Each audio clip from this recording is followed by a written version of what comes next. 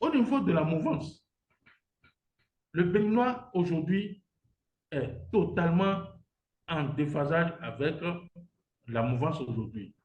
Et il y a une partie de ce peuple béninois qui ne veut pas aller dans l'opposition incarnée par l'ancien président Yahi Boni. Mais tout cela, nous les captons pour en créer la troisième voie que nous appelons le Parti populaire panafricain. Populaire parce que c'est la chose du peuple.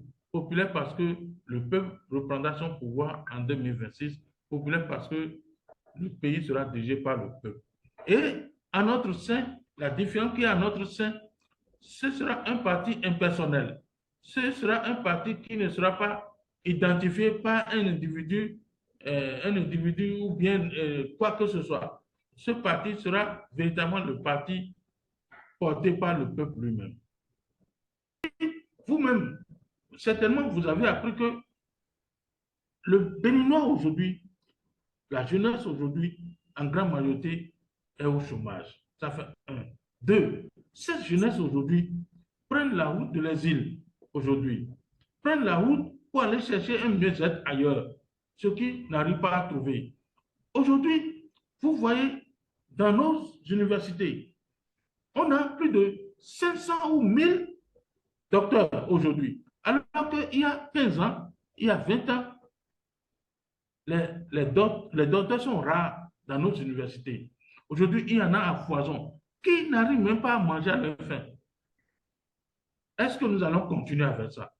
Il vaut mieux apporter une nouvelle offre au peuple béninois qui, à terme, réglera tous ces problèmes-là pour que le peuple béninois puisse se sentir mieux chez lui, puisse se sentir tranquille, puisse se sentir sans déranger. Aujourd'hui, nous sommes obligés. Est-ce que pour gérer bien un pays, est-ce que j'ai besoin que mon frère soit dehors? Quand vous voyez toutes ces choses-là, vous vous demandez, mais est-ce que le développement a besoin nécessairement que ceux qui ne sont pas de mon côté soient mis dehors pour que je réalise? Mais s'ils ne sont pas là, comment ils vont apprécier? Quand vous faites le bilan de toutes ces choses-là, il apparaît clairement que une troisième voie soit mise en œuvre pour que le peuple puisse trouver son compte. Ne faites pas nous-mêmes, qui veut vraiment qu'on construise nos pays par nous-mêmes. Imaginez-vous que notre pays, le Bénin, est en train d'être construit en matière d'infrastructure et que la plupart, sinon la quasi-totalité des entreprises sont des entreprises étrangères. À part deux grosses entreprises du Bénin ici qui prennent des travaux. Mais la majorité, c'est des étrangers. Alors, lorsque ces étrangers finissent là, quand ils n'ont pas de répondants dans le pays, quand on ne fait pas la promotion de l'entreprise béninoise, mais quand on va finir de construire le pays, qui va assurer la relève? Qui va assurer la relève? Est-ce que la Chine a été construite par des étrangers? Est-ce que l'Inde a été construite par les étrangers? Est-ce que la Turquie a été construite par les étrangers? Nous pensons que nous, en tant que Béninois et par le côté africain, nous sommes capables de construire, de réaliser ce que les autres ont réalisé chez eux. Nous n'avions pas besoin nécessairement d'importer des entreprises chez nous pour construire notre pays. C'est une honte pour nous qu'après 64 ans, nous n'arrivons pas à nous gérer, nous n'arrivons pas à construire nos États. C'est dommage. C'est ce que nous venons corriger. Nous corrigeons cela et préférons les entreprises locales. C'est vrai que nous en aurons besoin de l'expertise étrangère. On en aura besoin. L'expertise étrangère, on en aura besoin. Mais elle sera à faible taux par rapport à nos experts locaux. Donc, bonjour à nouveau et bienvenue à votre émission Dimanche, on se dit tout. Votre émission reçoit ce dimanche un acteur majeur de la vie politique béninoise, président de la coalition Bénin en route et ancien membre du bureau politique du Bloc républicain, M. Jean-Baptiste Runguet porte avec ses amis un nouveau projet politique, le Parti populaire panafricain, qui, selon leur déclaration, vise, je cite, à conquérir le pouvoir politique par les voies démocratiques afin de mettre au service du peuple béninois le programme économique et social qui fera du Bénin une nation prospère et solidaire ancrée dans les valeurs fortes. Fin de citation. Pourquoi un nouveau parti alors que le gouvernement actuel prône de grands regroupements? Quel est le positionnement du Parti populaire panafricain par rapport aux partis soutenant les actions du gouvernement et ceux de l'opposition? Voilà quelques-unes des questions qui feront l'objet de notre émission spéciale ce dimanche. Bonjour, Monsieur Runguet, et merci. Ok, donc je vous remercie d'ailleurs d'avoir accepté notre invitation et je voudrais profiter aussi pour remercier nos internautes qui sont déjà en direct avec nous sur nos différentes plateformes pour pouvoir suivre ce direct. Je ne sais pas si vous avez quelques mots introductifs à dire d'abord avant qu'on puisse réellement commencer.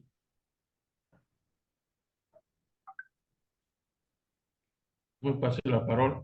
Oui, oui, oui. Ok, je tiens à vous remercier, Monsieur Jules Gassou, pour m'avoir fait l'honneur de m'inviter à cette émission qui est, disons, mondialement suivie. Et depuis quelques temps maintenant, c'est cette émission qui fait la fierté de ce que vous faites euh, pour la diaspora. Et je vous remercie sérieusement et je dis que chacun de nous doit jouer sa partition pour que ce pays puisse vraiment se libérer du joug dans lequel nous sommes confrontés depuis un moment. C'est ce Merci que je peux beaucoup. dire pour introduire. Merci beaucoup. Maintenant, Merci pour votre disponibilité aussi de nous accompagner sur notre émission, sur notre plateforme. Donc, on va aller directement dans le vif du sujet.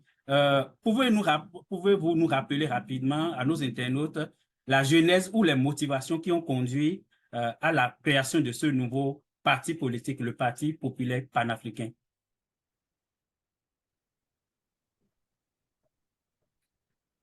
Je ne suis pas sûr que M. Runguet m'a entendu.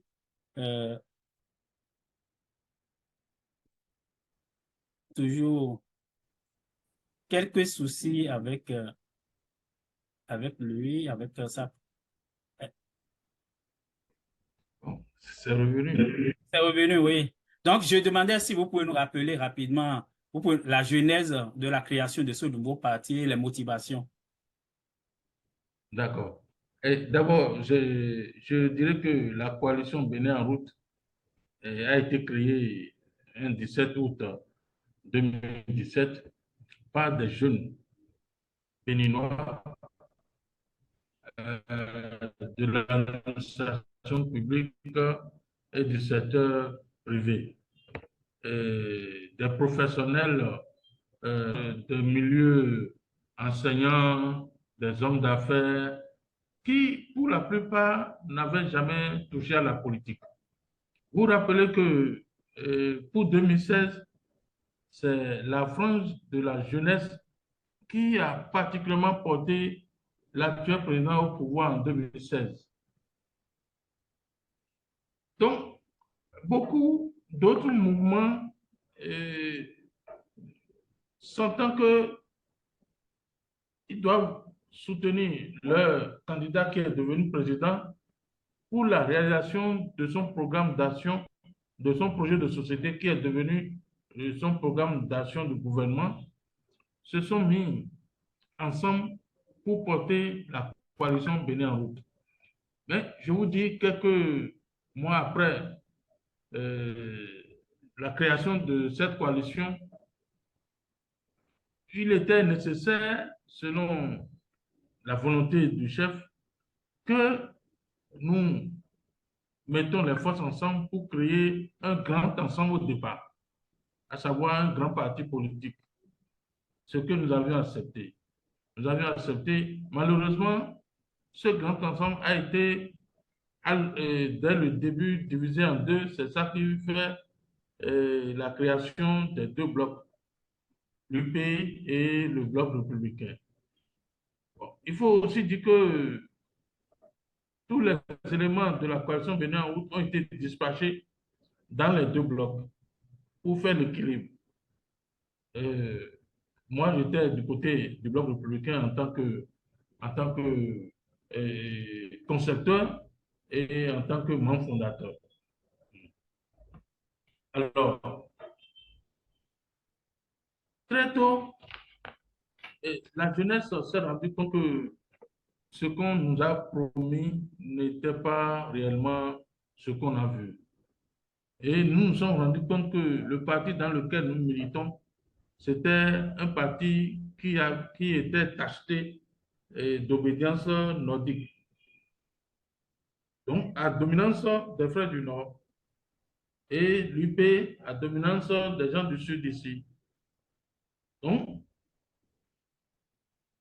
nous qui sommes du Sud, qui étions des leaders, on n'avait pas d'espace d'expression. On n'avait pas véritablement d'espace d'expression parce que il fallait pas, en fait, faire en sorte que ceux qui sont au Sud ici priment sur l'UP au Sud ici. Donc, voilà comment les choses se sont organisées. Et à un moment donné, la cohésion qui devait exister n'était pas ce qu'on avait prévu. Entre-temps, nous, on a exigé que nos cadres, les cadres issus de la coalition Bénin en route, soient aussi promus. On a créé au sein de ce bloc un groupe de pression pour valoriser nos cadres. Malheureusement, ça a été mal compris. Et puis, ce qui a suivi, vous avez suivi. Beaucoup de choses ont amené à entraîner mon incarcération. Et après mon incarcération, je suis sorti du bloc républicain. Alors, des amis et moi, nous nous voyons et nous avions dit que est-ce que l'engagement qui était en nous, l'envie de construire ce pays que nous nourrissons, est-ce que nous allons laisser cette envie et démissionner? Nous avions dit non. Et depuis l'année passée, on a commencé les concertations. On a commencé les concertations à travers différents mouvements et groupes, ce qui nous a permis aujourd'hui de nous mettre ensemble pour aller à la création d'un nouveau parti que nous estimons que ce parti sera certainement le plus grand parti du Bénin à travers les élections générales de 2026. Nous avions mis le dispositif en place pour la préparation de ce parti.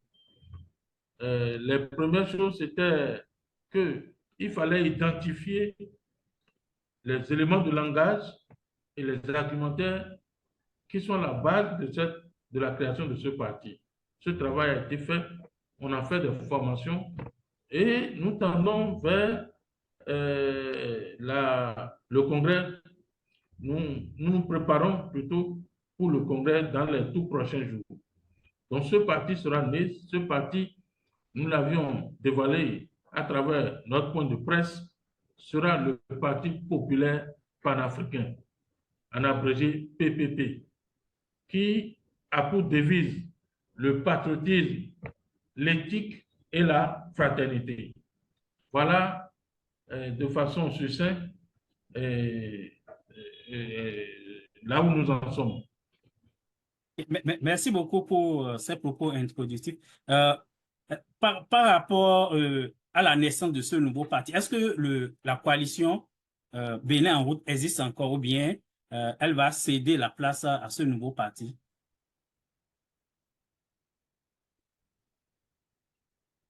Non, la coalition Bénin en route c'est elle qui, avec d'autres formations politiques, avec d'autres formations politiques, sont en train de créer le Parti populaire panafricain. Donc la coalition Bénin en route disparaîtra totalement au profit de ce parti. Ok, c'est compris. Mais la question que beaucoup se posent, parce que quand vous avez annoncé la création de ce nouveau parti sur les réseaux sociaux un peu partout, les gens se demandaient quelle est votre offre politique et en quoi cette offre diffère de ce qui existe actuellement sur le terrain. D'abord, notre objectif premier, c'est de conquérir le pouvoir d'État par par les voies démocratiques afin de mettre au service de ce peuple le programme économique et social qui fera du Bénin une nation prospère et solidaire, ancrée dans des valeurs fortes. Alors, ce parti adhère aussi sans réserve au principe, ce parti adhère sans réserve au principe démocratique et notre idéologie. Le parti PPP s'attache à promouvoir une doctrine pragmatique qui ne se confond avec aucune des idéologies historiquement connues, à savoir le socialisme, le communisme et le libéralisme. Donc, voilà un peu ce sur quoi nous avons assez notre idéologie.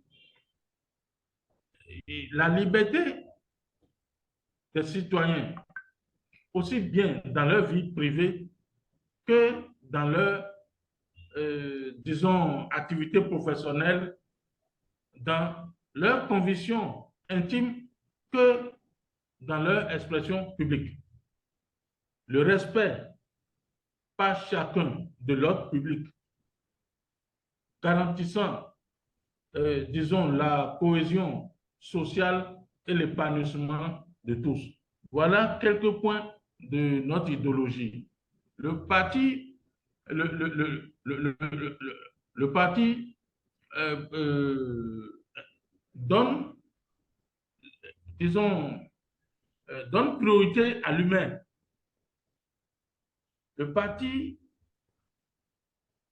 l'homme est au cœur des activités de ce parti. L'homme est au début, au milieu et à la fin. Donc, tout ce que nous faisons est concentré sur l'humain. C'est pourquoi nous disons que ce parti sera un parti de la gauche humaniste, à savoir que l'homme au cœur de nos actions. Donc, voilà en clair ce que nous envisageons créer très prochainement. Vous l'avez dit vous-même hein, que à l'avènement du président Patrice Talon en 2016, il avait demandé la création de deux grands groupes. Donc, on a eu la naissance du bloc républicain et puis on a eu aussi l'UPR, entre l'UP qui est devenu l'UPR plus tard. Et en plus, du côté de l'opposition, on a aujourd'hui un autre grand bloc, où on peut dire comme ça, les démocrates. Mais si on regarde bien, on a l'impression que ces trois grands ensembles occupent déjà pleinement le terrain. Où est-ce que vous pouvez vous frayer un chemin aujourd'hui pour exister sur l'échiquier politique béninois? Justement, ces trois partis que nous avions qualifiés de deux voix, à savoir la voix incarnée par le chef de l'État actuel, le président Patrice Talon, et la voix incarnée par l'ancien président, le président Yahi Boni. Quand vous prenez les deux, vous voyez qu'en réalité, il n'y a pas un grand changement. Et l'environnement politique aujourd'hui est polarisé par les deux personnages politiques. Si ce n'est pas Talon, c'est Yahi Boni. Alors, nous avions décidé de faire la promotion de la troisième voie, à savoir que nous ne serons pas ni de la mouvance, ni de l'opposition. À savoir que nous ne voulons pas faire la critique de la mouvance du régime actuel, ni la critique de l'opposition incarnée par le président Boni Yahi. Mais nous venons avec une nouvelle offre au peuple béninois pour leur dire que nous sommes là pour la transformation. Nous sommes là, et le peuple béninois, puisque le parti sera pour le peuple béninois, nous sommes là pour lui donner une chance, donner une nouvelle chance au peuple béninois d'écrire les nouvelles pages de l'histoire de ce pays. Donc, quand vous dites que les trois partis en deux occupent le terrain, c'est archi faux. Archi faux. Aux dernières élections, il y a au moins 60% de Béninois qui ne sont pas allés au vote.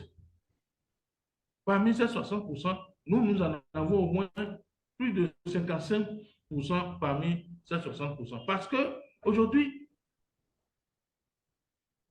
au niveau de la mouvance, le Béninois aujourd'hui est totalement en déphasage avec la mouvance aujourd'hui.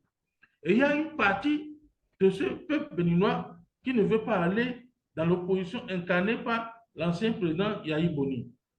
Mais tout cela, nous les captons pour en créer la troisième voie que nous appelons le Parti populaire panafricain. Populaire parce que c'est la chose du peuple.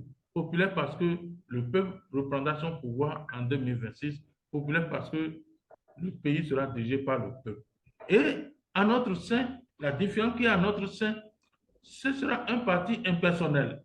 Ce sera un parti qui ne sera pas identifié par un individu ou bien quoi que ce soit. Ce parti sera véritablement le parti porté par le peuple lui-même.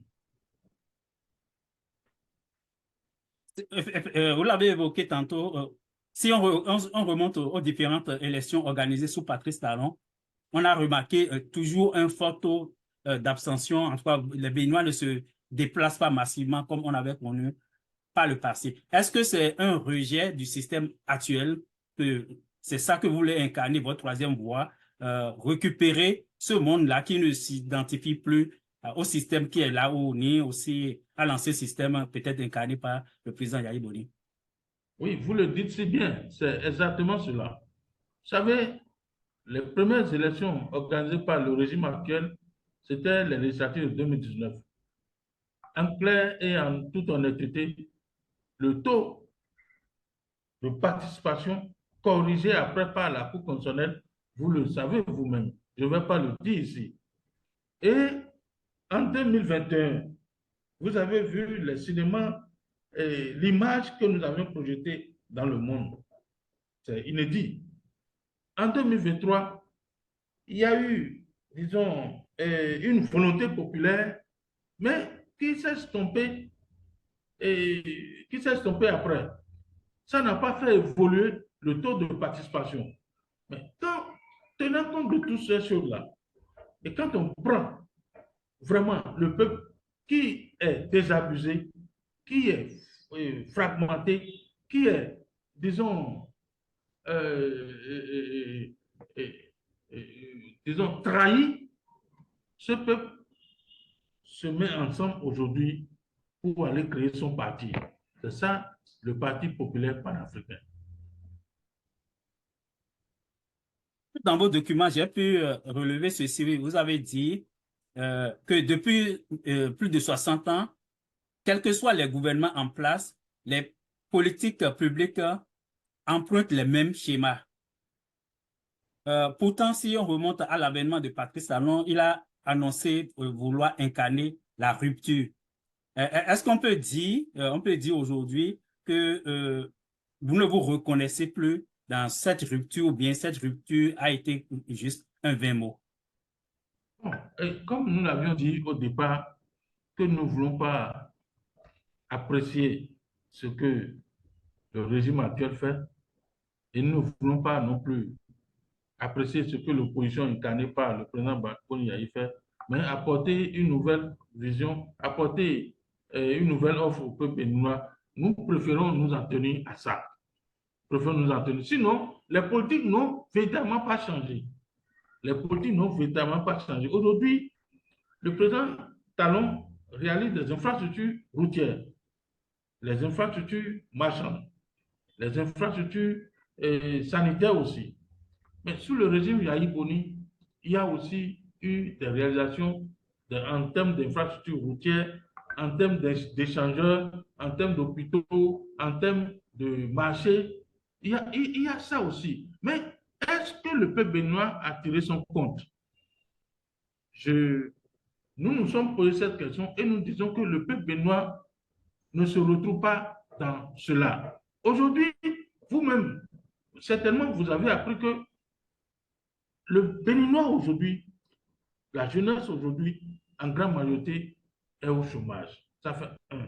Deux, cette jeunesse aujourd'hui prennent la route de l'exil aujourd'hui, prennent la route pour aller chercher un mieux-être ailleurs, ce qui n'arrive pas à trouver.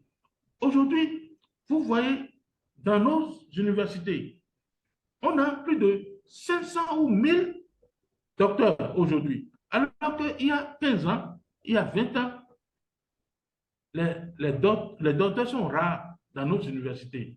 Aujourd'hui, il y en a à foison qui n'arrivent même pas à manger à leur faim. Est-ce que nous allons continuer à faire ça? Il vaut mieux apporter une nouvelle offre au peuple béninois qui, à terme, réglera tous ces problèmes-là pour que le peuple béninois puisse se sentir mieux chez lui, puisse se sentir tranquille, puisse se sentir sans déranger. Aujourd'hui, nous sommes obligés. Est-ce que pour gérer bien un pays, est-ce que j'ai besoin que mon frère soit dehors? Quand vous voyez toutes ces choses-là, vous vous demandez, mais est-ce que le développement a besoin nécessairement que ceux qui ne sont pas de mon côté soient mis dehors pour que je réalise? Mais s'ils ne sont pas là, comment ils vont apprécier? Quand vous faites le bilan de toutes ces choses-là, il apparaît clairement que une troisième voie soit mise en œuvre pour que le peuple puisse trouver son compte. Voilà les analyses que nous avons faites pour aller à la création de cette troisième voie. Le peuple en a besoin. Le besoin est réel. Et les gens, si vous voyez l'engouement du peuple aujourd'hui pour la création, dès l'annonce de la création de cette troisième voie, c'est extraordinaire. C'est extraordinaire. Donc, cette troisième voie viendra et le peuple prendra son pouvoir en 2026 par les voies les plus démocratiques. Dans la dénomination du nouveau parti, c'est le Parti populaire panafricain. Donc, on a quand même, on sent en Afrique, au cours des dernières années ou bien derniers mois, un mouvement panafricain. Est-ce que vous vous identifiez à ce mouvement incarné, par exemple, par un certain Kemi Seba ou bien des regroupements, des nouveaux blocs qui se constituent au sein de la sous-région comme l'AES? Est-ce que votre parti s'identifie plus à ces mouvements, ces nouveaux mouvements? D'abord, notre parti s'identifie au panafricanisme en général, Oui. mais le panafricanisme non violent. Parce que nous estimons que pour décoloniser le Bénin et par ricochet de l'Afrique, nous avons besoin de nous asseoir, discuter pour changer les choses. On n'a pas besoin nécessairement d'aller par la violence. Alors, et nous nous identifions. Par exemple, ce que le panafricanisme dans la sous-région, nous nous identifions aisément par ce panafricanisme qui veut vraiment la décolonisation de notre espace, qui veut vraiment que les choses soient faites par nous-mêmes, qui veut vraiment qu'on construise nos pays par nous-mêmes. Imaginez-vous que notre pays, le Bénin, est en train d'être construit en matière d'infrastructure et que la plupart, sinon la quasi-totalité des entreprises sont des entreprises étrangères. À part deux grosses entreprises du Bénin ici qui prennent des travaux. Mais la majorité, c'est des étrangers. Alors, Lorsque ces étrangers finissent là, quand ils n'ont pas de répondants dans le pays, quand on ne fait pas la promotion de l'entreprise béninoise, mais quand on va finir de construire le pays, qui va assurer la relève? Qui va assurer la relève? Est-ce que la Chine a été construite par des étrangers? Est-ce que l'Inde a été construite par les étrangers? Est-ce que la Turquie a été construite par les étrangers? Nous pensons que nous, en tant que Béninois et par les coachs africains, nous sommes capables de construire, de réaliser ce que les autres ont réalisé chez eux. Nous n'avons pas besoin nécessairement d'importer des entreprises chez nous pour construire notre pays. C'est une honte pour nous qu'après 64 ans, nous n'arrivons pas à nous gérer, nous n'arrivons pas à construire nos États. C'est dommage. C'est ce que nous venons corriger. Nous corrigeons cela et préférons les entreprises locales. C'est vrai que nous en aurons besoin de l'expertise étrangère. On en aura besoin. L'expertise étrangère, on en aura besoin. Mais elle sera à faible taux par rapport à nos experts locaux. Voilà ce que nous défendons.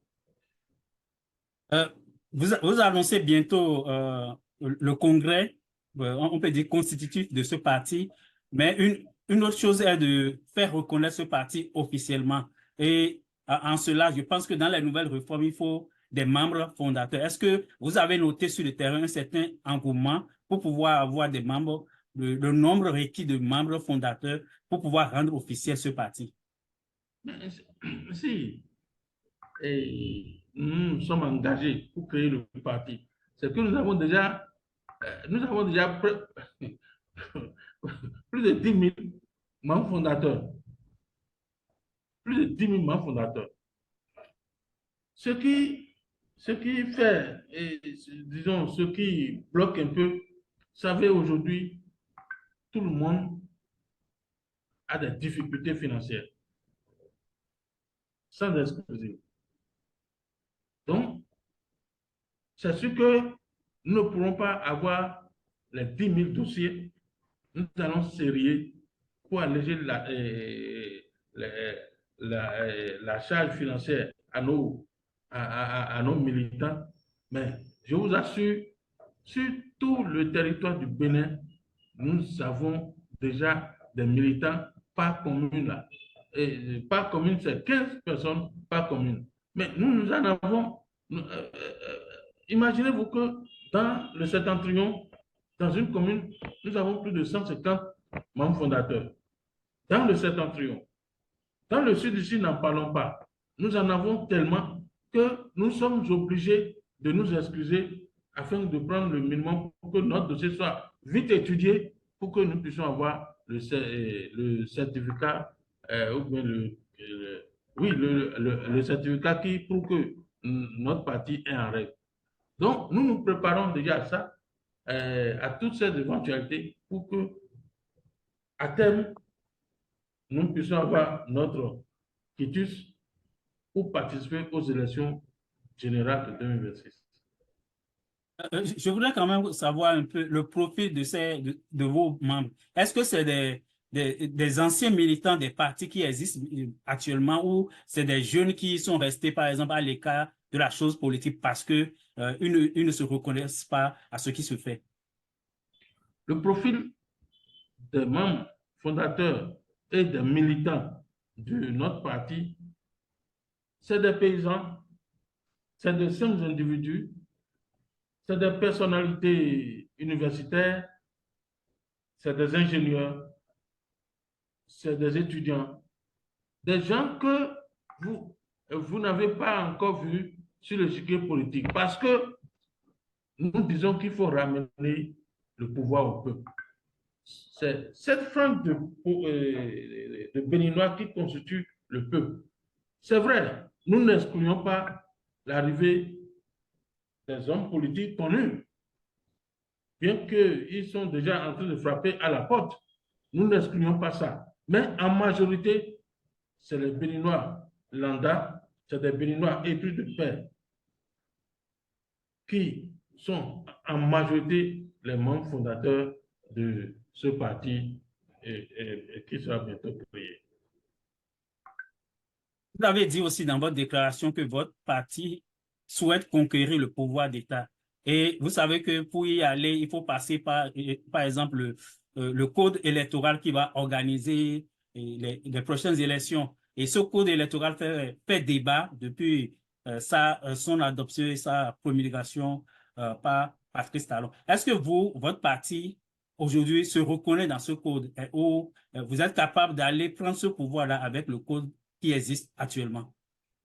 D'abord, je voudrais vous informer que hier, nos militants étaient des ouvriers politiques.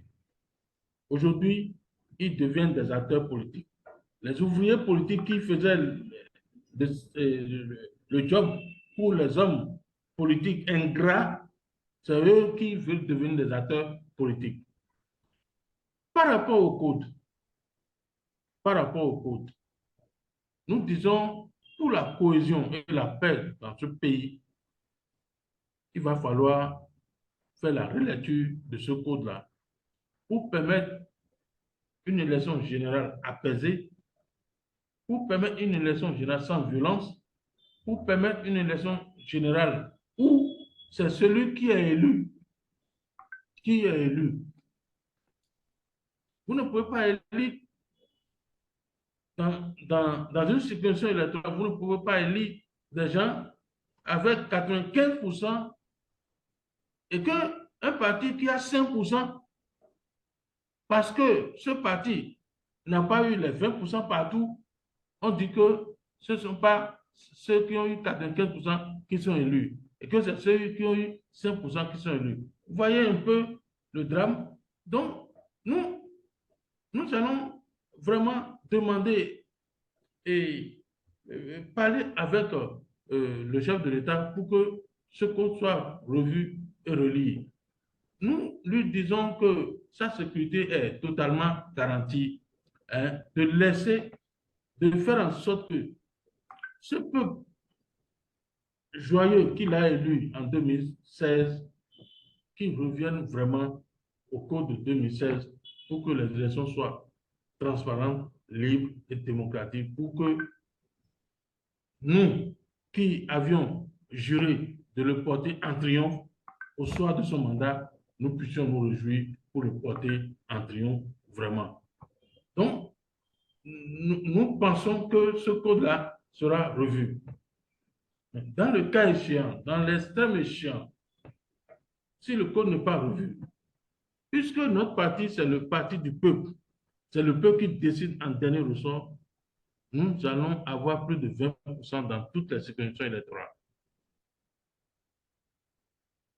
OK. Donc, vous partez sur le principe. En tout cas, vous avez les deux options devant vous. Si le code est corrigé, ça va être dans le meilleur des cas. Mais si le code n'est pas corrigé, vous allez vous battre quand même pour avoir les 20% dans chaque circonscription électorale.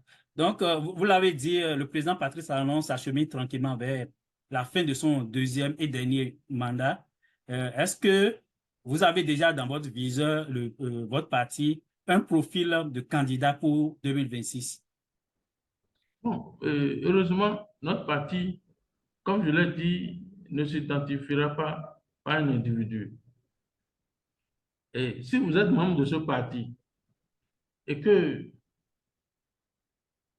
après le projet de société qu'on aurait conçu, si vous faites en sorte que ce projet-là, vous l'internez en vous, on peut vous prendre comme notre candidat. Donc, notre candidat, a priori, ce n'est pas connu. C'est parmi nous. On n'ira pas chercher loin. C'est parmi nous qu'on choisira le meilleur candidat pour le porter en triomphe en 2026. Il ne sera pas question qu'un mécène arrive, met l'argent dans le circuit pour qu'on puisse le choisir. Il ne sera plus question de ça. L'argent ne fera pas le job en 2026. L'argent ne fera pas le roi en 2026. C'est la détermination du peuple. Et le peuple ira chercher son pouvoir en 2026. Ce que je voulais savoir, si ce n'est pas nécessairement en termes de nom, mais quand je dis le profil, est-ce que ça peut être un homme d'affaires ou bien vraiment quelqu'un qui vient du serrage politique. Parce qu'on a, depuis l'avènement de la démocratie, on a du mal à faire élire nécessairement un homme politique de carrière. Est-ce que vous allez mettre comme des balises pour dire, OK, il faut que le candidat, peu importe qu'il est, il respecte un certain nombre de critères. Quels sont vos critères à vous? De grâce, nous avons fait déjà l'expérience d'un militaire, nous avons fait l'expérience de 2 banquiers, nous sommes en train de faire l'expérience d'un homme d'affaires. Alors, 2026, ce sera un homme politique qui sera au pouvoir en 2026. Ça, là, allez écrire ça quelque part. Ce sera un homme politique. Parce qu'un homme politique, quand un homme politique gère un pays, je crois qu'il y a une démarcation entre sa gestion et la gestion d'un homme d'affaires, d'un banquier, d'un militaire. Donc, en 2026, celui qui portera notre voix sera essentiellement un homme politique, avéré, qui connaît la souffrance de ce pays, qui connaît la douleur de son peuple, qui connaît les problèmes de son peuple, qui, puisque nous mettons les balises, nous disons par exemple que nous allons institutionnaliser l'inspection générale de l'État, qui aura pour mission essentielle de poursuivre un chef de l'État en fonction lorsque celui-ci est soupçonné d'un crime ou est soupçonné de détournement de deniers publics, par exemple. En plein mandat, l'inspection générale de l'État peut le poursuivre et arriver à le démettre de ses fonctions lorsque c'est avéré qu'il a commis des fautes. Ce faisant, quand nous faisons ça, quand on fait cela, tous ceux qui sont après le président, je crois que l'affaire de corruption sera finie par cette décision que nous allons prendre en 2026.